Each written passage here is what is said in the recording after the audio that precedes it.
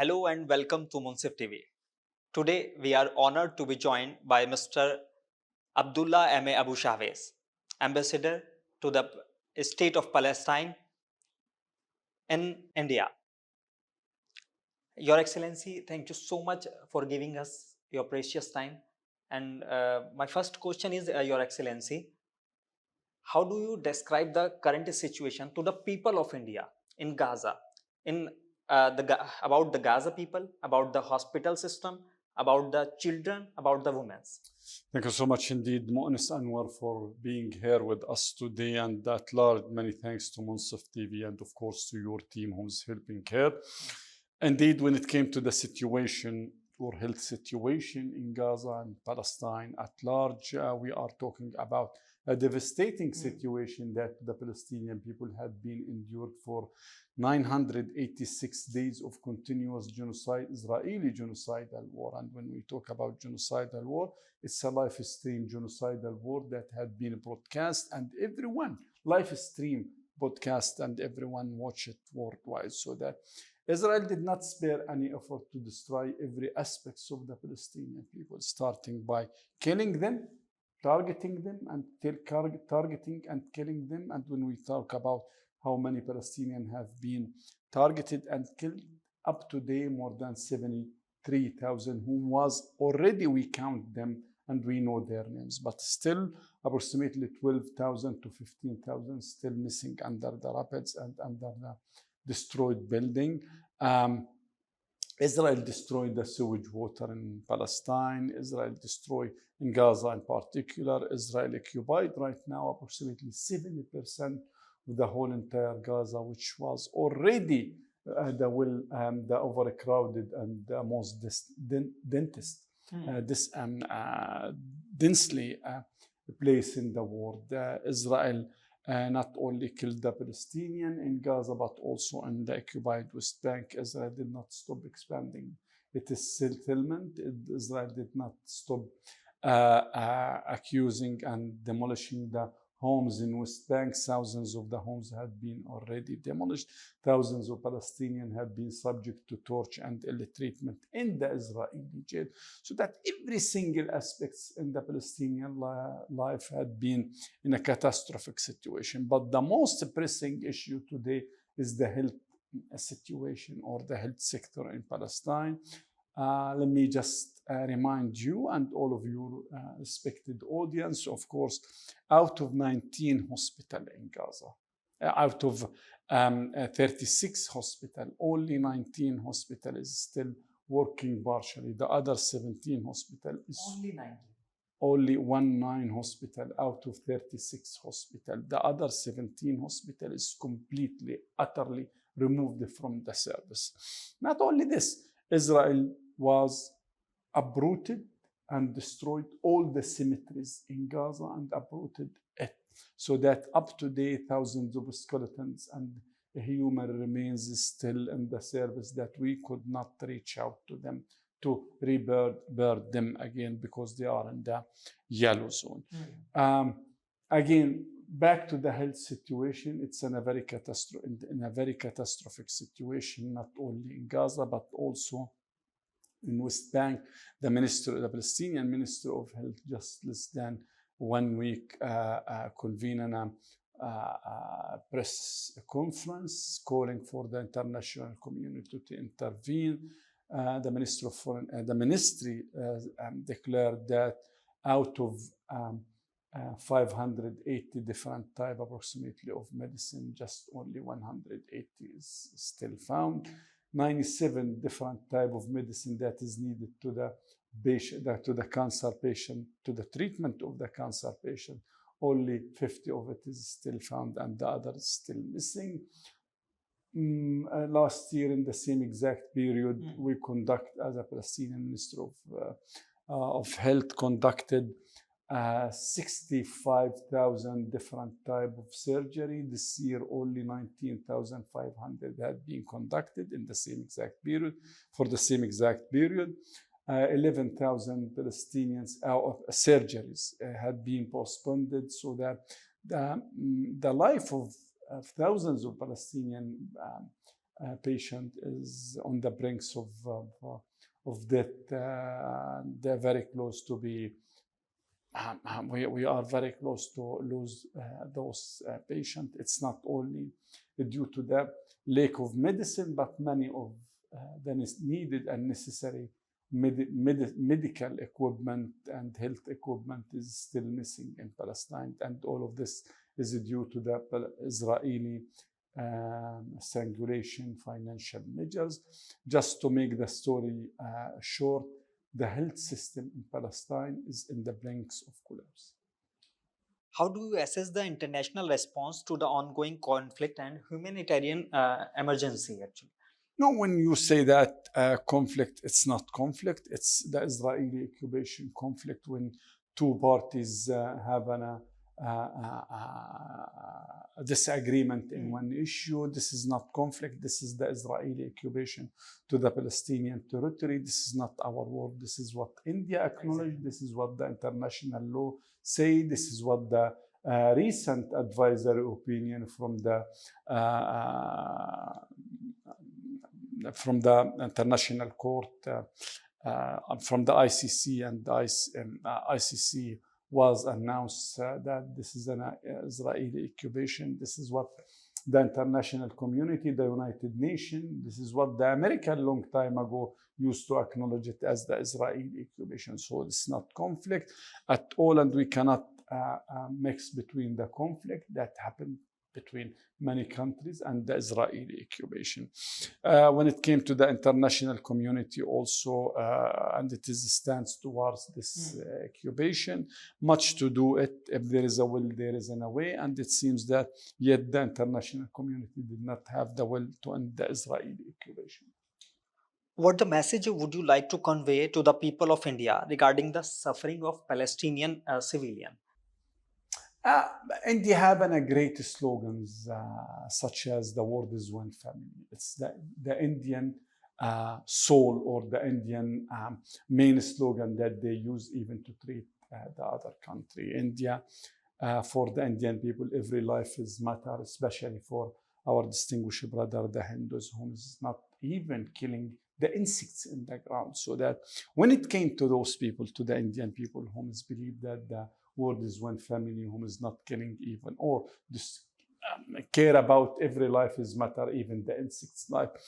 I trust that the Palestinian life, the Palestinian children life, and the Palestinian women life is matter, and the Palestinian life at large is matter for the Indian people. I'm 100% sure of that.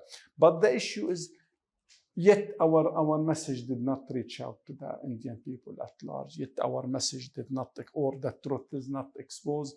India and the Indian people start knowing, the vast majority, especially from... What is the reason behind it? The media, I'm coming to that. The vast majority of the Indian new generation, unfortunately, start hearing about Palestine and the Palestinian question after October 7th. And unfortunately, they had been Zionized, or their narrative, or the narrative itself had been Zionized and poisoning. And this is true due to the, of course, the media. And when it came to the media, I'm not revealing a secret when I say that the media at large worldwide was controlled by the Zionist movement. This is not anti-Semitic, this is fact.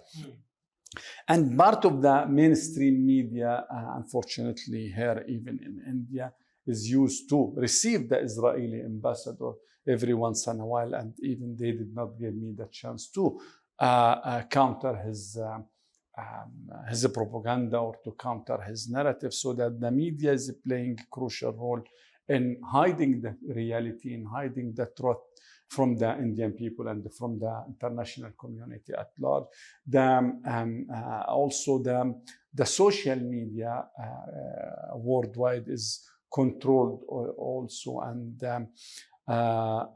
for example, our Facebook account, which is Palestinian Embassy in India, only have 50 followers. Could you imagine in India? The Palestinian Embassy Facebook is having only 50 followers, and when we upload anything, we gain no one. We did not gain any single one. Absolutely. So that, yes, the media is controlled, the social media is banned, our social media is banned, our Twitter account is banned here and there and everywhere. So that the media is playing a crucial role in hiding the reality, and the media is playing a crucial role in propagating for the Israeli propaganda. What role can India play in promoting peace, stability, and humanitarian assistance in the region? No, when it came to India and what India role that can play, let us remember that India is the largest democracy in the world. India is 1.4 billion human being. India is one of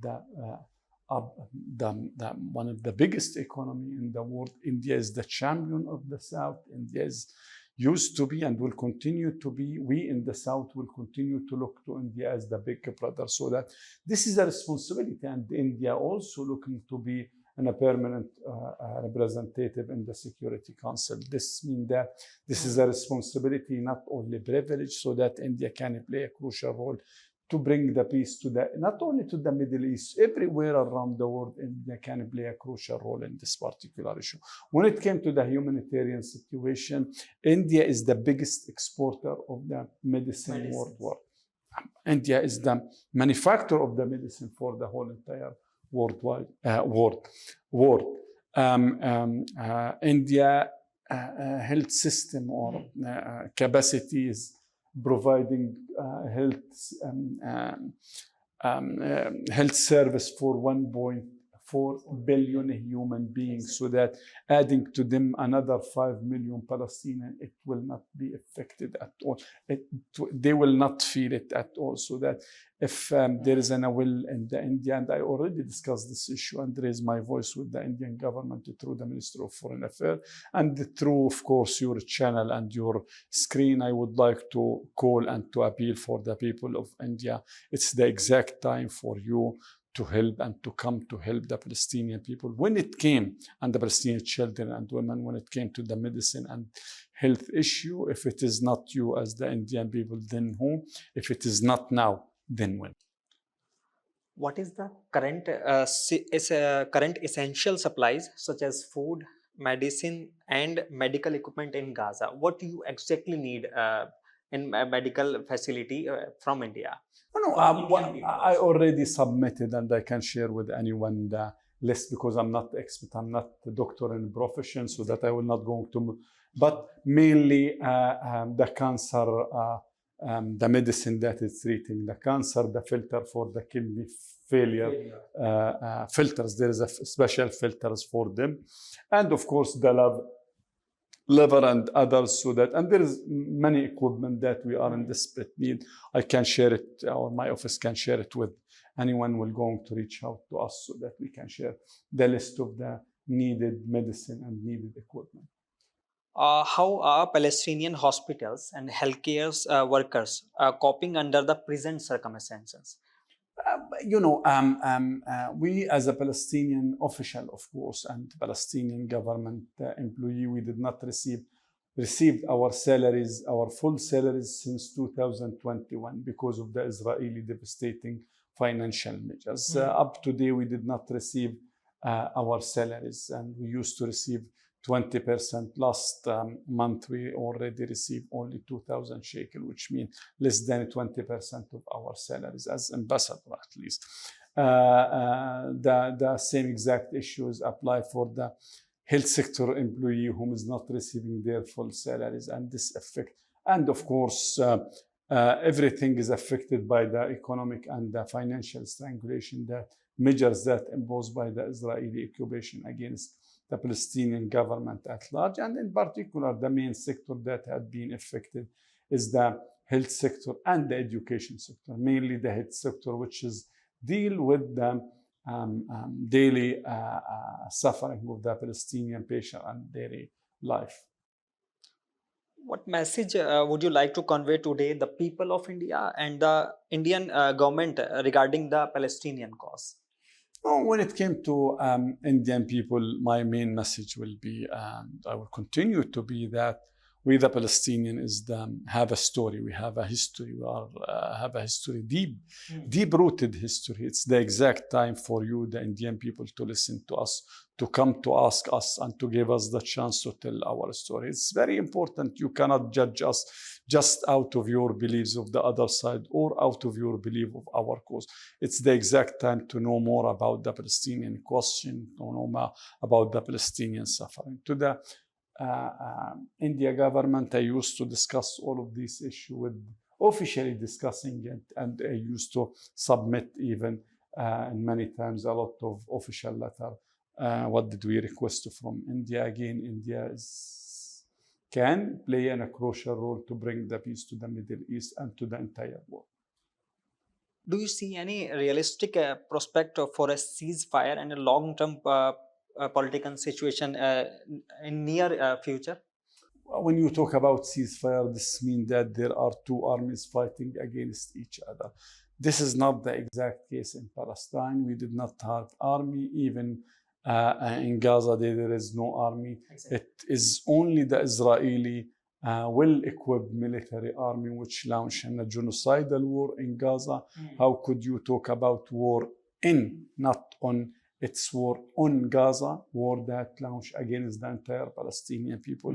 No one can justify the killing of 73,000 Palestinians. The vast majority of them is women, and all of them, without no exception, is innocent. And when I say that, they are innocent because all of their names is there. Just we challenge Israel to point at his finger for any of those 37,000 names and to say that he's belong to or he's affiliated with one of the military group. A vast majority of them is women and children. So that what I would like to say that there is no ceasefire. We cannot call it a ceasefire. It should be called in the genocidal war and in the Israeli occupation. We see many videos of children. We see many videos of women killing by Israeli people and Israeli army. Exactly, what is the situation Gaza facing? Because media, you say media doesn't show the real situation in Gaza. Indeed, when you say many, this is to minimize the issue. I can assure you there are thousands and thousands of videos. Many did not mean thousand, and I can supply you and I can provide you with hundreds of videos and pictures showing that the women had been dismembered, the children had been dismembered or burned to death, and many of them has been amputated. It's a live video that we already have it, or videos that we already have it. It's not many, it's thousands of videos. So that wording have a meaning, thousands of videos. Unfortunately, these videos just had been distributed through the social media, but the vast majority of the mainstream medias worldwide did not allow us to publish or did not accept to publish any of these videos. Fortunately, it had been circulated through part of it. It had been circulated through the social media, but this is not the exact reality. The reality is instead of many, there are thousands of videos and pictures for women, elderly persons, innocent people whom have been dismembered, amputated, and killed in a live stream. Your Excellency, many people in India wish to support the people of Palestine during this difficult time. Is there any practical way through which Indian citizens, NGOs, doctors, or humanitarian organization can provide assistance? Do you believe such aid can realistically reach those in need in the ground? Absolutely, 100%. When we talk about how the different way of that, people to people support, especially in the medical sector. Yes, there is a lot of way. I can assure you that you have, or India have, a very prominent and very active ambassador in Palestine. You can reach out through her to provide, through her, of course, the medical assistance to the Palestinian people. You can reach out through the United Nations itself, the people can reach out through the UNRWA to support the UNRWA and to call the UNRWA, to coordinate with the UNRWA, the organization, to provide the UNRWA with the different type of medicine and medical equipment that we are in desperate need. They can call us even here in the Embassy of the State of Palestine to support and to provide some medicine and some needed equipment. They can reach out to their government, to the India government itself, to coordinate with the India government here in Delhi or in any other state, to coordinate with them and to provide some needed medicine. Regarding whether it will reach people, absolutely 100%, because it will go through an official channel, so that there is no way to dilute, or there is no way to for anyone, since it is an official channel, such as the Embassy of India in Palestine, or UNRWA, or the Embassy of Palestine in India, or the government of India. No one can cheat, or no one can at least take it to the other direction. It will be well oversight and will monitor direction and path of these. So if any people or NGO want to help the Palestinian people, they can come to the embassy? Absolutely, yes. And there is many of them. You will welcome them, right? Absolutely. Our door. Did anyone check you, or anyone check anyone who's entering the Palestinian embassy? We did not check anyone. We used to welcome all the people. Even I used to say that the people whom is very pro-Israel, they are very welcome to listen to us. So that if there is someone want to provide some help, want to provide some medical assistance, want to provide some equipment, want to have the list of the needed medicine, he can reach out to the embassy through you, of course, and I'm pretty sure that they can reach out to our embassy. Anyone can find our numbers and our email. They can reach out to us and discuss this issue with my team, and I'm pretty sure that my team will be very happy to help and to coordinate in this regard. Your Excellency, have any countries came forward to help rebuild hospitals, schools, and other critical infrastructure in Palestine? There is a lot of pledge, and many countries are pledging and promise to help, but yet the question is who's controlling Palestine? The Israeli occupation, whom is not in agreement for helping the Palestinian or allowing the others to help the Palestinian. The Israeli occupation is not allowing the journalists to enter Gaza to cover and to report from Gaza itself. We are not short of the support itself. We are short of the not short of the pledge to support and to help the Palestinian. Just the issue is Israel is there as the main barriers to all of this. Yeah. Your Excellency, children are often the most vulnerable victims of these situations, actually. So, is they going to school in this current situation? When you getting food in this situation? Three things. When we talk about the most vulnerable sector of the society, usually the women and the children, mainly the children and the women in Gaza was subject to all this unhuman situation. 700,000 Palestinian students has already lost 2 years of schooling. 700,000, and this is not the end of the unfortunate situation. The vast majority of the schools is already destroyed. UNRWA, which provide the basic and the elementary schooling for the Palestinian children, refugee, is already had been outlawed by the Israeli government. UNRWA is suffering, and this means that even the Palestinian children school is suffering.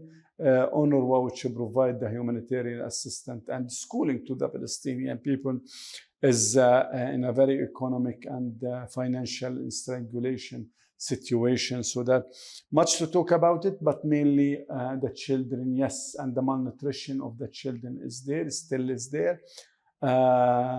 We are talking about 17,500 children had lost their life during the genocidal war. We are talking of thousands of them has been endured a life change injury.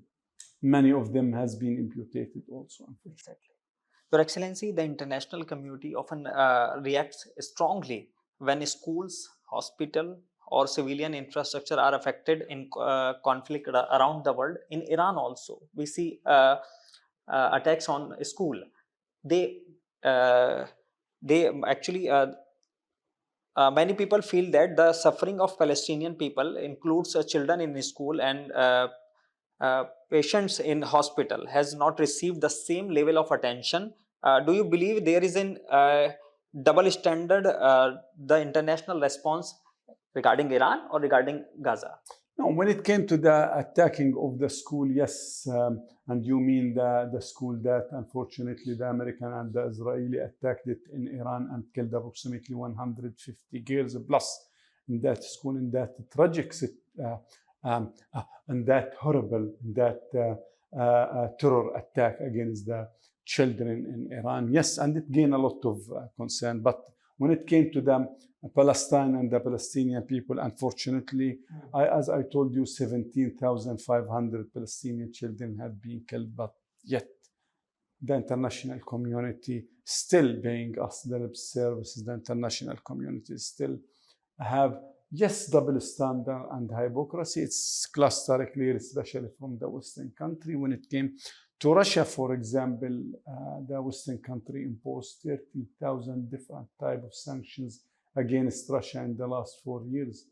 Zero sanctions against Israel. This is the exact meaning of hypocrisy and double standard.